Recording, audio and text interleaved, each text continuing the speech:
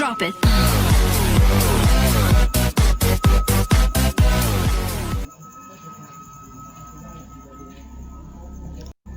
Halo teman-teman semua, kembali dengan saya Ira Aini Lubis, mahasiswa dari Politeknik Wilmar Bisnis Indonesia. Di sini kita akan belajar tentang harga transfer atau transfer pricing. Halo, hari ini kita belajar tentang harga transfer.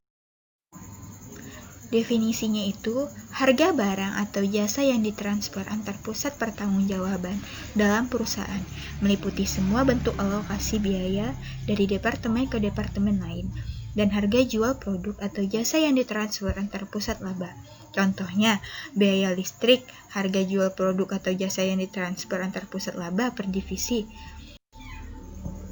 Yang pertama itu ada diferensiasi, kedua diversifikasi, dan yang ketiga ada desentralisasi. Untuk diferensiasi itu pembagian tugas melalui sasaran organisasi, baik itu vertikal atau horizontal. Sedangkan untuk diversifikasi itu divisionalisasi. Dan yang terakhir, desentralisasi itu ada pendelegasian kebebasan untuk pengambilan keputusan. Masalah penentuan harga transfer. Perusahaan yang organisasinya dibagi-bagi menjadi pusat-pusat laba atau desentralisasi untuk menghadapi berbagai ragam pasar produk atau jasa yang dihasilkan, atau diferensiasi bisnis, baik itu antar pusat laba dalam suatu perusahaan yang terjadi transfer barang atau jasa. Dua pusat laba yang terlibat, divisi penjual atau yang mentransfer barang atau jasa, dan divisi pembeli atau yang menerima transfer barang atau jasa dari penjual. Kinerja setiap pusat laba diukur berdasarkan laba, sehingga setiap transfer barang atau jasa antar pusat laba akan berdampak terhadap laba masing-masing pihak yang terkait. Transfer barang atau jasa antar divisi merupakan pendapatan bagi divisi penjual dan biaya bagi divisi pembeli. Apa sih karakteristik harga transfer? Yang pertama, masalah harga transfer hanya timbul jika divisi terkait diukur kinerjanya berdasar atas laba dan harga transfer, atau berdasar nilai barang atau jasa yang ditransfer, merupakan unsur yang signifikan dalam membentuk biaya penuh produk yang diproduksi divisi pembeli. Jika nilai barang atau jasa yang ditransfer tidak signifikan, tidak masalah dalam perusahaan. Yang kedua, bagi divisi penjual, harga transfer selalu mengandung unsur laba di dalamnya. Harga transfer merupakan pendapatan atau unsur laba sebagai dasar pengukuran kinerja divisi. Yang ketiga, harga transfer merupakan alat untuk mempertegas divisionalisasi dan diversifikasi bisnis perusahaan dan mengintegrasikan divisi yang dibentuk perusahaan, negosiasi untuk menetapkan harga barang atau jasa yang ditransfer antar divisi. Metode harga transfer. Yang pertama, harga transfer atas dasar biaya atau cost-based transfer price, full cost atau variable cost, and activities-based costing. Yang kedua, harga transfer atas dasar harga pasar atau market-based transfer price. Harga transfer atas dasar biaya.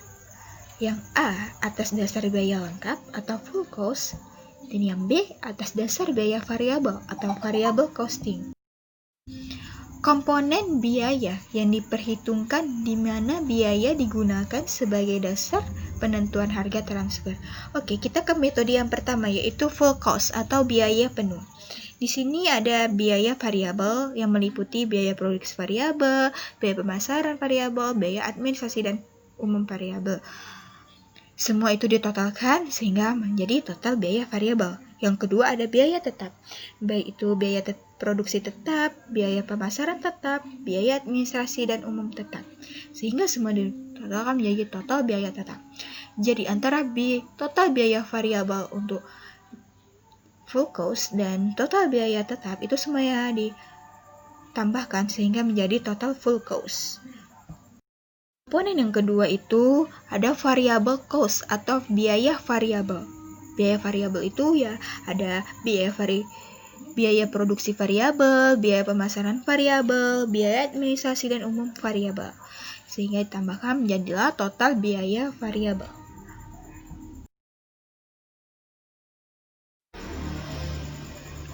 Divisi contoh nih ya, kita kembali ke contoh. Divisi A memproduksi suku cadang yang dapat dijual di pasar atau ditransfer ke divisi B untuk dirakit dengan suku cadang lain menjadi produk yang dijual keluar sebagai produk akhir divisi B. Harga pasar per kilogram suku cadang divisi A dan biaya variabel dan contribution margin divisi A, harga pasar produk B, dan biaya variabel divisi B sebagai berikut. Untuk divisi A, harga pasar per kilogramnya itu ada Rp1.500, biaya variabel per kilogramnya Rp700, kontribusi margin per kilogramnya ada Rp800. Kontribusi margin untuk 20.000 kg produk ada sebesar Rp16 juta. Untuk divisi B, harga pasar per unit ada Rp1.700. Biaya variabel yang ditambahkan di dalam divisi B. Yang pertama ada A, biaya perakitan sebesar Rp500. Yang B, biaya pemasaran sebesar Rp400, sehingga totalnya itu menjadi Rp900.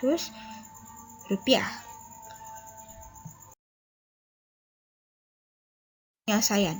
Jika terdapat kapasitas yang tidak dipakai di divisi A, suku cadang tersebut ditransfer ke divisi B. Agar divisi A dapat bekerja pada kapasitas penuh dengan harga transfer sebagai berikut. Divisi B, harga pasar per unitnya itu yang kita ketahui tadi ada sebesar Rp1.700. Dari divisi A ada Rp700.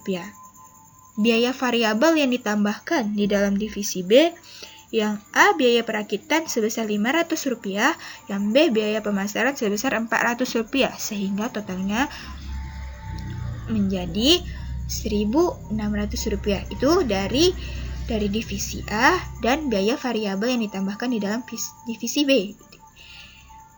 Totalnya menjadi Rp1.600. Contribution margin positif apabila harga pasar per unit lebih besar dari biaya variabelnya yang tadi yang telah ditambahkan di dalam divisi B.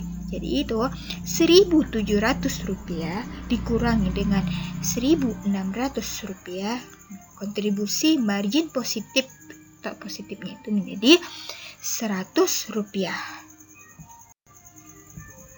Oke, baiklah teman-teman, terima kasih telah mendengarkan video dari saya. Semoga tetap sehat dan tetap beraktivitas.